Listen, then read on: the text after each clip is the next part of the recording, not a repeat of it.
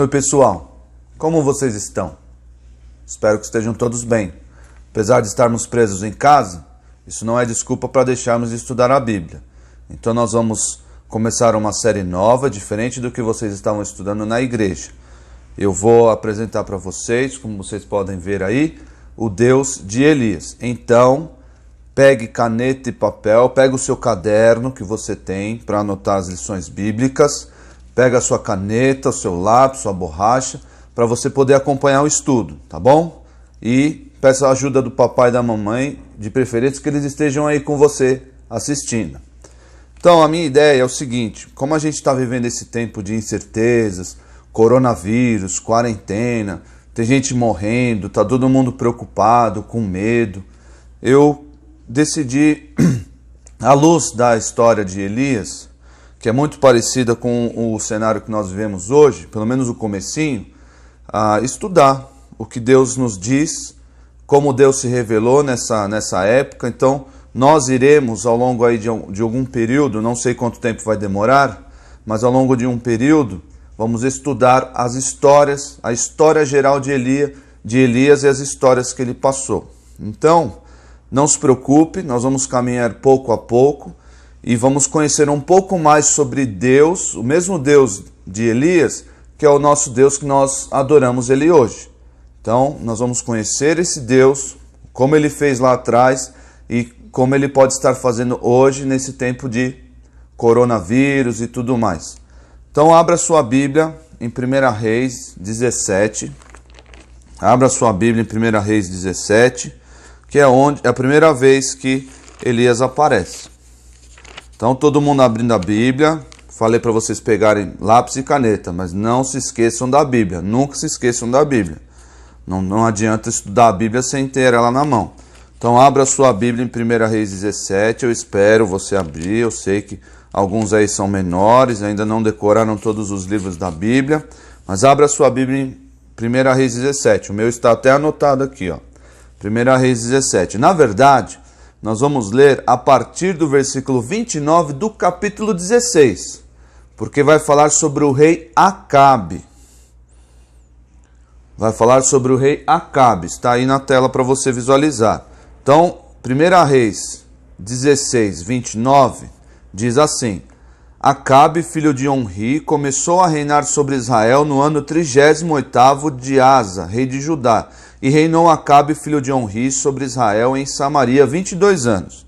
Então, até aqui. Quero mostrar para vocês aqui onde reinava Acabe.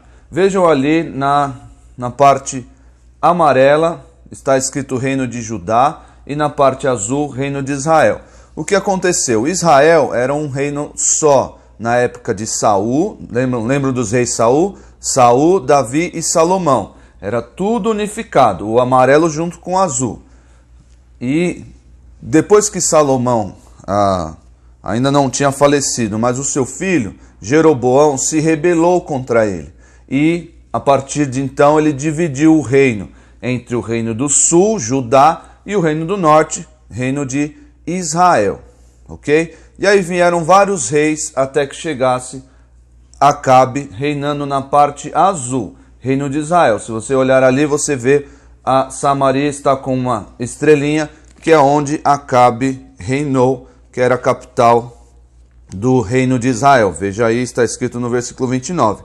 Em Samaria. Ele reinou por 22 anos. Vamos continuar a leitura. Fez Acabe, filho de Onri, versículo 30, o que era mal perante o Senhor, mais do que todos os que foram antes dele. Então, Acabe era um rei bom ou um rei mau perante os olhos do Senhor? Ele era um rei mau, muito mau. Isso vai influenciar diretamente na atuação de Elias com relação a ele e ao povo de Israel. Isso vai influenciar, o fato de ele ser um rei mau, coisas vão acontecer que vão influenciar no que Elias vai dizer, no que Elias vai demonstrar para Acabe e para o povo de Israel como um todo. Então, Acabe fez o que era mal perante o Senhor. Veja aí o versículo 31. Como se fora coisa de somenos, a minha versão aqui está um pouco difícil, mas é mais ou menos assim. Como se fosse pouca coisa andar ele nos pecados de Jeroboão, como se fosse assim, é uma ironia. Estou falando, ó, se fosse pouca coisa, mas não era. Já andar em pecados do seu pai Jeroboão já era coisa ruim, desagradável a Deus. Ele ainda fez algo pior. Veja aí, filho de Nebate, Jeroboão, filho de Nebate, tomou por mulher a Jezabel. Quem era Jezabel? Jezabel era uma estrangeira. Lembram que os israelitas não podiam casar com estrangeiras, não poderiam buscar esposas fora da nação de Israel, mas Acabe foi lá. E o que é pior, vejam aí, tomou por mulher a Jezabel. Essa mulher era uma mulher muito má. Depois na história nós vamos ver. Filha de Etbaal, rei dos Sidônios, e foi e serviu a Baal e o adorou. Aqui já começa a queda, já começa Acabe sair dos caminhos de Deus muito gravemente. Por quê? Porque ele serviu a Baal. Quem era esse rei Baal? Baal vai ser desafiado por muitas vezes no ministério de Elias. Vocês vão ver, nós vamos acompanhar isso, e vai ser um tanto quanto engraçado o modo como Elias lida com Baal. Mas já deixa anotado aí no seu caderno, na sua lição, que Baal era um falso deus. Baal não existia, mas Jezabel e o seu pai adoravam esse rei. O rei adoravam esse falso deus, o deus Baal. Esse deus, eles acreditavam, ele não existe, mas eles acreditavam que ele era o Deus da chuva, o Deus que proporcionava ali a fertilidade para a terra, que fazia a chuva cair e ter alimentos, as plantas nascerem, os animais poderem comer da terra, da planta, o matinho e ter alimento para as pessoas. Então eles acreditavam nisso. Então o que ele fez? Acabe, junto com a sua esposa Jezabel, serviu a Baal e o adorou. Até aí, é ladeira abaixo, ele está se distanciando cada vez mais de Deus. E olha mais o que ele fez. Aqui está o versículo 31. Casou-se com uma estrangeira chamada Jezabel. Eu sei que vocês gostam de anotar as coisas, então anotem. Se eu estiver falando rápido, ou se vocês não conseguirem anotar, pausa o vídeo, anota. Não esquece de anotar, vocês precisam anotar. É como se eu estivesse lá na sala de aula. Então anotem e continue o vídeo depois. E no versículo 32, levantou um altar a Baal na casa de Baal que edificara em Samaria. Então o que ele fez? Ele fez um altar para Baal, fez uma casa para Baal lá na capital do reino em Samaria, lá em cima, reino de Israel. Fez tudo isso. E no versículo 33, no versículo 33 ele fez o quê? Um poste ídolo. O que era um poste ídolo? Está escrito aí, também Acabe fez um poste ídolo, de maneira que cometeu mais abominações para irritar ao Senhor, Deus de Israel, do que todos os reis de Israel que foram antes dele. Importante saber aqui, Deus estava irritado contra Acabe. Acabe era rei de Israel e Deus estava irritado contra ele. Por quê? Porque ele adorou a Baal, levantou um altar. Lembra-se que o altar que havia era para adoração só de Deus. Ele fez um altar para adoração a Baal e fez o quê? Um poste ídolo. Fez uma imagem para que as pessoas olhassem. Não é um poste de luz, é um poste que servia para que as pessoas olhassem e adorassem, lembrassem de Baal e o adorassem. Esse falso Deus que Acabe adorava. Muito bem, esse é o nosso contexto. Esse é Acabe, que estava reinando em Israel nessa época e adorando a Baal, irritando o Senhor com o seu procedimento. E agora veja, no versículo 17, lembra que eu falei que Baal era o rei da chuva? O Deus da chuva, que mandava chuva para que a terra fertilizasse, fazesse nascer os alimentos. Então, Deus tem um plano muito específico para desafiar e mostrar que somente Deus é soberano Somente Deus que manda a chuva e faz parar a chuva, inclusive. Então no versículo 17, agora preste muita atenção no versículo 17, que é propriamente a nossa lição de hoje. Versículo 17.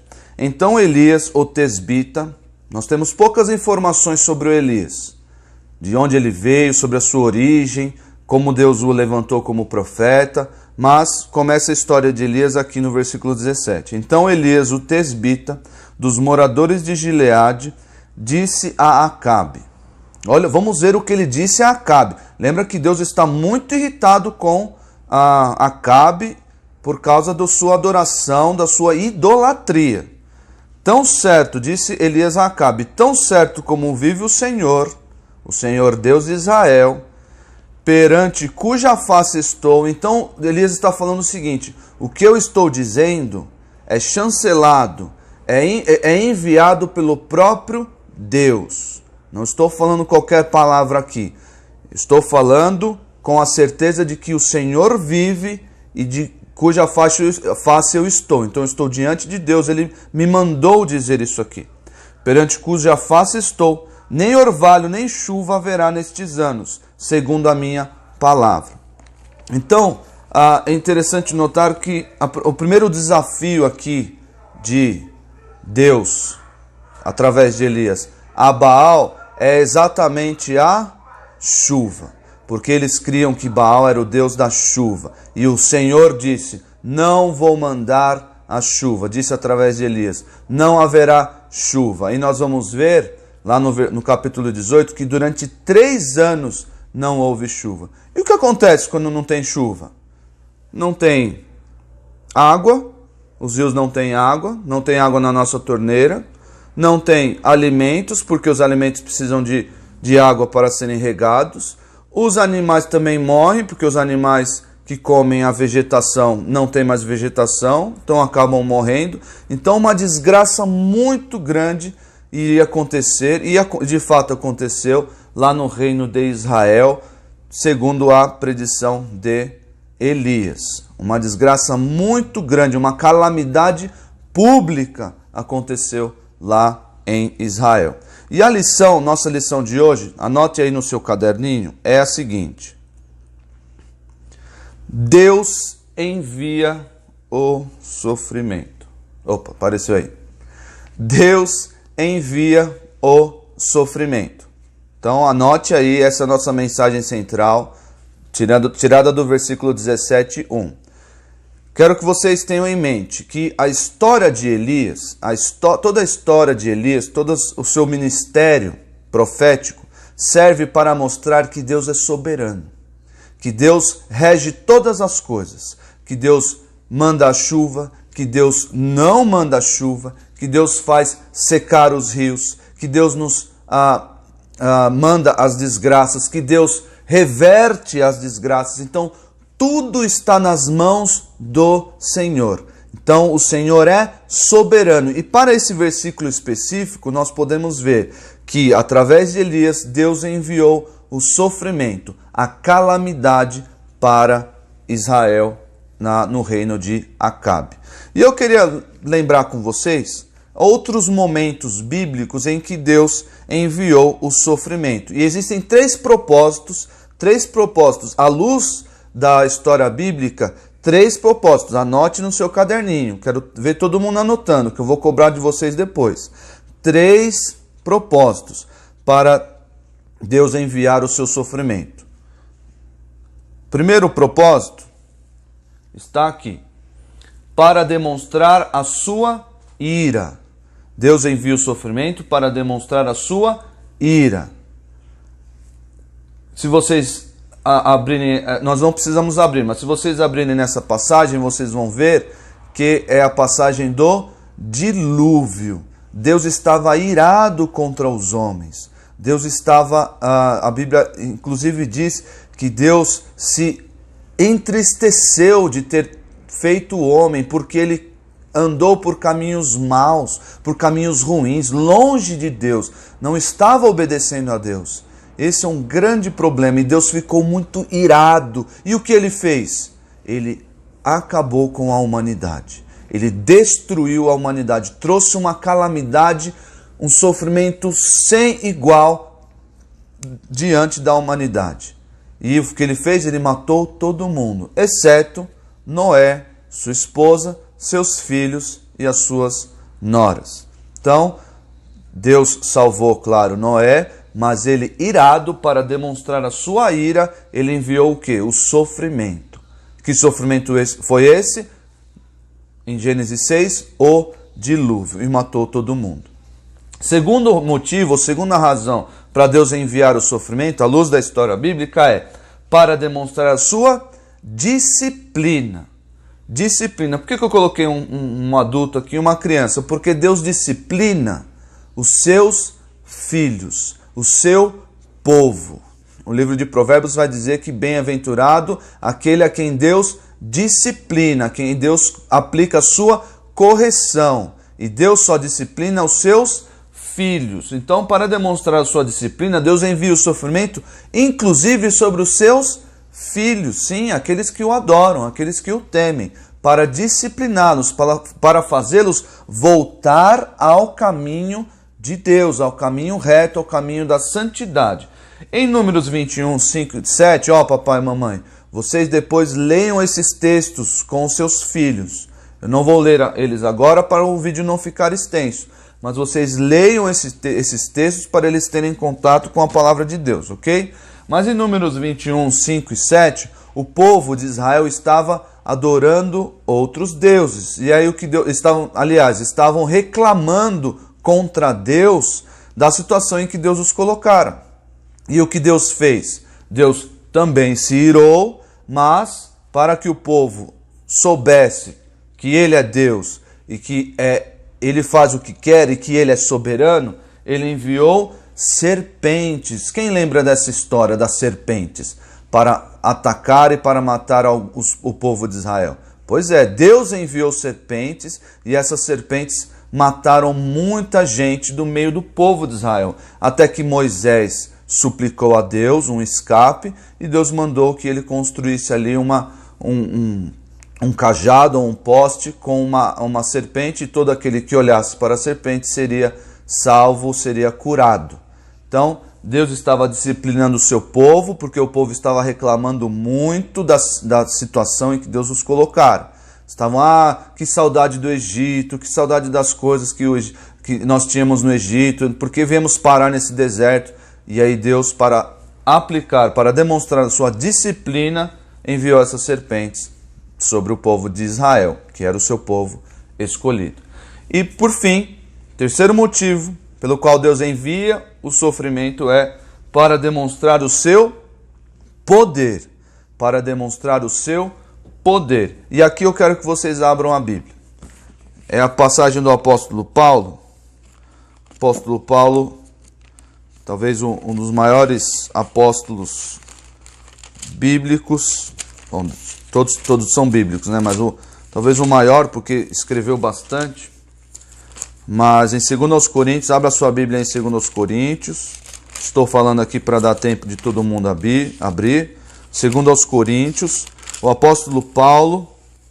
Quem lembra do espinho na carne do apóstolo Paulo é essa passagem aqui. 2 Coríntios 12, 7 a 9.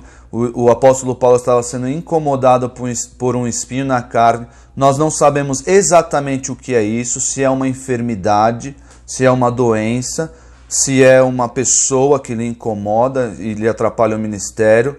Nós não sabemos, mas sabemos que existia isso. E o apóstolo Paulo pediu para Deus: remove isso de mim, tira esse espinho na carne que me atrapalha tanto a vida e o ministério. E Deus disse o quê? Não. Deus disse: a minha graça te basta. Eu não vou retirar o espinho na carne. Ué, e por que Deus fez isso? Deus enviou sofrimento sobre a vida do apóstolo Paulo. Por que Deus fez isso? Para demonstrar o seu poder. Já abriu a Bíblia aí? 2 Coríntios 12, versículo 7. E para que não me ensoberbecesse, ou seja, para que eu não ficasse orgulhoso, com a grandeza das revelações, foi-me posto um espinho na carne, uma doença, uma pessoa que lhe atrapalhasse. Mensageiro de Satanás. Por isso que achamos que é uma pessoa. Esse espinho na carne dá a entender que é uma enfermidade. Aí quando ele me complementa, mensageiro de Satanás, pode ser que seja uma pessoa, nós não sabemos.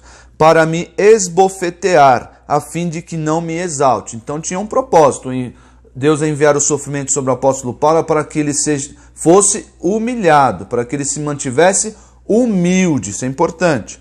Por causa disto, 3 vezes pedi ao Senhor que o afastasse de mim. Então ele me disse, a minha graça te basta, porque o poder se aperfeiçoa na fraqueza. De boa vontade, pois, mais me gloriarei nas fraquezas, a fraqueza era o problema, era o sofrimento, para que sobre mim repouse o quê? O poder de Cristo. Então, o terceiro objetivo, o terceiro motivo pelo qual Deus envia o sofrimento era para demonstrar o seu poder. Ok? Deu para entender? Os 3 motivos aqui, à luz de 1 Reis 17:1, Deus enviou uma seca. Deus falou, vai parar de chover. E não choveu naquela terra durante 3 anos. Imagina, 3 anos sem chover, como as pessoas iriam sobreviver. Muita gente ia sofrer. Muita gente ia morrer por causa disso. Muita gente ia pastar. Muita gente ia sofrer, ficar doente por causa da seca. Mas mesmo assim, quem enviou a seca, quem enviou o sofrimento foi Deus. Deus enviou o sofrimento. Qual o motivo naquela época, em 1 Reis? Provavelmente Deus estava irado. Provavelmente não. O capítulo 16 mostra que Deus estava irritado com Acabe. E Deus queria, além de tudo, mostrar o seu poder sobre Baal. Baal é um falso Deus. Queria mostrar que ele era superior a Baal. É ele que manda, o Senhor Deus que manda a chuva e que faz parar a chuva. É Deus que é superior a tudo isso. Então Deus estava querendo também mostrar o seu poder e, de certo modo, disciplinar a nação de Israel, que havia se desviado do caminho, havia se desviado da adoração a Deus, e somente a Deus deve ser adorado. Então o povo estava em idolatria. Então esses 3 motivos nós podemos ver lá em 1 Reis 17:1. Muito bem, e vocês podem se perguntar, já que estamos nesta situação, e o coronavírus? O que o coronavírus tem a nos ensinar sobre Deus? Quem enviou o coronavírus? Foi Deus. Lembre-se muito bem, anote aí no seu caderninho. Deus é soberano.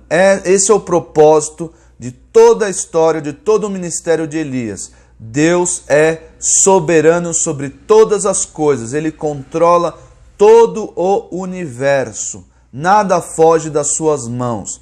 Então, o coronavírus quem enviou foi Deus. Deus enviou o sofrimento sobre muitas pessoas. Nós não entendemos, nós não sabemos quais são os propósitos de Deus, os seus propósitos insondáveis. Eu sei que vocês gostam de palavras novas, então anotem aí, propósitos insondáveis que a nossa mente não consegue entender. Então esse vírus foi enviado por Deus. Quando vai passar, nós não sabemos. Quando as coisas vão melhorar, nós não sabemos, mas nós sabemos que Deus é soberano e controla todas as coisas. O que nós devemos fazer com isso? Não vou me rebelar contra Deus, porque eu sei que Ele controla tudo.